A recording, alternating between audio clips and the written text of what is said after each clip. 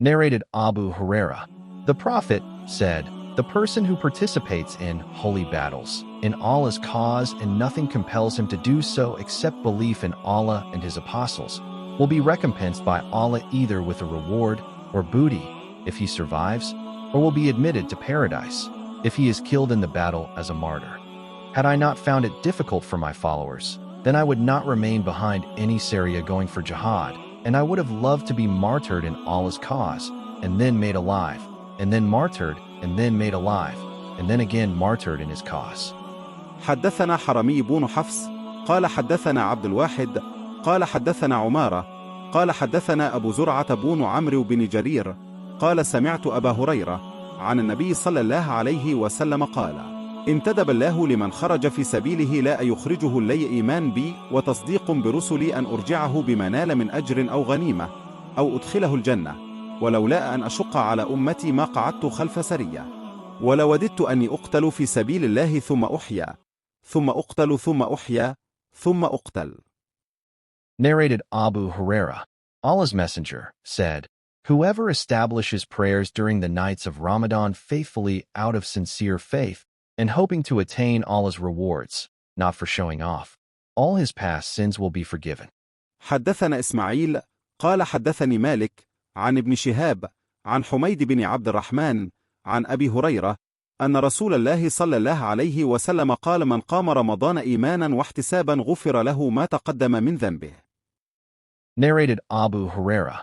Allah's Messenger said, "Whoever observes fasts during the month of Ramadan out of sincere faith and hoping to attain Allah's rewards, then all his past sins will be forgiven." حدثنا ابن سلام قال أخبرنا محمد بن فضيل قال حدثنا يحيى بن سعيد عن أبي سلمة عن أبي هريرة قال: قال رسول الله صلى الله عليه وسلم: من صام رمضان إيمانا واحتسابا غفر له ما تقدم من ذنبه. Narrated Abu Huraira. The Prophet said, "Religion is very easy, and whoever overburdens himself in his religion will not be able to continue in that way. So you should not be extremists, but try to be near to perfection and receive the good tidings that you will be rewarded, and gain strength by worshipping in the mornings, the afternoons, and during the last hours of the nights." See Fathul Bari, page 102, volume 1. حدثنا عبد السلام بن مطهر قال حدثنا عمر بن علي عن معن بن محمد الغفاري عن سعيد بن أبي سعيد المقبوري عن أبي هريرة عن النبي صلى الله عليه وسلم قال: إن الدين يسر ولن يشد الدين أحد إلا غلبه، فسددوا وقاربوا وأبشروا واستعينوا بالغدوة والروحة وشيء من الدلجة. Narrated Al-Bara bin Azib. When the Prophet came to Medina, he stayed first with his grandfathers or maternal uncles from Ansar. He offered his prayers facing Baitul Maqdis, Jerusalem, for 16 or 17 months, but he wished that he could pray facing the Kaaba at Mecca. The first prayer which he offered facing the Kaaba was the Asr prayer in the company of some people. Then one of those who had offered that prayer with him came out and passed by some people in a mosque who were bowing during their prayers facing Jerusalem. He said, addressing them, "By Allah, I testify that I have prayed with Allah's Messenger, facing Mecca, Kaaba." Hearing that, those people changed their direction towards the Kaaba immediately. Jews and the people of the scriptures used to be pleased to see the Prophet facing Jerusalem in prayers, but when he changed his direction towards the Kaaba during the prayers, they disapproved of it.